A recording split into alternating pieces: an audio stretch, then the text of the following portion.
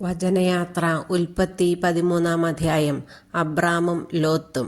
Abram ഭാര്യയോടും സ്വന്തമായ സകലത്തോടും കൂടെ ഈജിപ്തിൽ നിന്ന് നെഗബിലേക്ക് പോയി.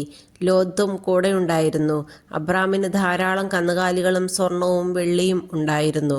അവൻ നെഗബിൽ നിന്ന് ബഥേൽ വരെയും ബഥേലിനും ആയിക്കുമിടയ്ക്ക് താൻ മുമ്പ് കൂടാരമടിച്ചതും ആദ്യമായി ബലിപീഠം പണിതതുമായ സ്ഥലം വരെയും യാത്ര ചെയ്തു. അവിടെ അബ്രാം കർത്താവിൻ്റെ നാമം വിളിച്ചപേക്ഷിച്ചു. അവൻ്റെ കൂടെ പുറപ്പെട്ട ലോത്തിനും ആട്ടിൻപറ്റങ്ങളും കന്നുകാലിക്കൂട്ടങ്ങളും കൂടാരങ്ങളും ഉണ്ടായിരുന്നു.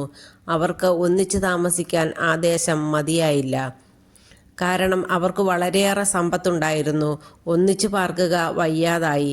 അബ്രാമിൻ്റെയും ലോത്തിൻ്റെയും കന്നുകാലികളെ മേയ്ക്കുന്നവർ തമ്മിൽ കലഹമുണ്ടായി. അക്കാലത്ത് കാനാൻകാരും പെരീസ്യരും അന്നാട്ടിൽ പാർത്തിരുന്നു. അബ്രാം ലോത്തിനോട് പറഞ്ഞു, നമ്മൾ തമ്മിലും നമ്മുടെ ഇടയന്മാർ തമ്മിലും കലഹമുണ്ടാകരുത്. കാരണം നമ്മൾ സഹോദരന്മാരാണ്. ഇതാ ദേശമെല്ലാം നിന്റെ കൺമുമ്പിലുണ്ടല്ലോ. എന്നെ പിരിഞ്ഞു പോവുക.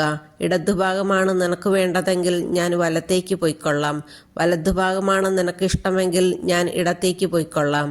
ജോർദാൻ സമതലം മുഴുവൻ ജലപുഷ്ടിയുള്ള ഭൂമിയാണെന്ന് ലോത്ത് കണ്ടു.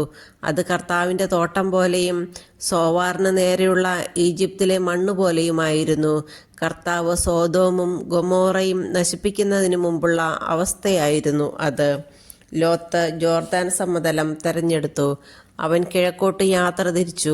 അങ്ങനെ അവർ തമ്മിൽ പിരിഞ്ഞു. അബ്രാം കാനാൻ ദേശത്ത് താമസമാക്കി. ലോത്ത് സമതലത്തിലെ നഗരങ്ങളിലും വസിച്ചു. അവൻ സോദോമിനടുത്ത് കൂടാരമടിച്ചു. സോദോമിലെ ആളുകൾ ദുഷ്ടന്മാരും കർത്താവിൻ്റെ മുമ്പിൽ മഹാപാപികളുമായിരുന്നു. അബ്രാം ലോത്തിൽ നിന്ന് വേർപെട്ടതിനു ശേഷം കർത്താവ് അബ്രാമിനോട് പറഞ്ഞു, നീ തലയുയർത്തി കിഴക്കോട്ടും പടിഞ്ഞാറോട്ടും തെക്കോട്ടും വടക്കോട്ടും നോക്കുക. നീ കാണുന്ന പ്രദേശമെല്ലാം നിനക്കും നിന്റെ സന്താന പരമ്പരകൾക്കും എന്നേക്കുമായി ഞാൻ തരും. ഭൂമിയിലെ പൂഴി പോലെ നിന്റെ സന്തതികളെ ഞാൻ വർദ്ധിപ്പിക്കും. പൂഴി ആർക്കെങ്കിലും എണ്ണിത്തീർക്കാമെങ്കിൽ നിന്റെ സന്തതികളെയും എണ്ണാനാവും. എഴുന്നേറ്റ് ഈ ഭൂമിക്ക് നെടുകയും കുറുകയും നടക്കുക. അത് നിനക്ക് ഞാൻ തരും. അബ്രാം തൻ്റെ കൂടാരം മാറ്റി ഹെബ്രോണിലുള്ള മാമ്രയുടെ ഓക്കുമരങ്ങൾക്ക് സമീപം താമസമാക്കി. അവിടെ അവൻ കർത്താവിന് ഒരു ബലിപീഠം നിർമ്മിച്ചു.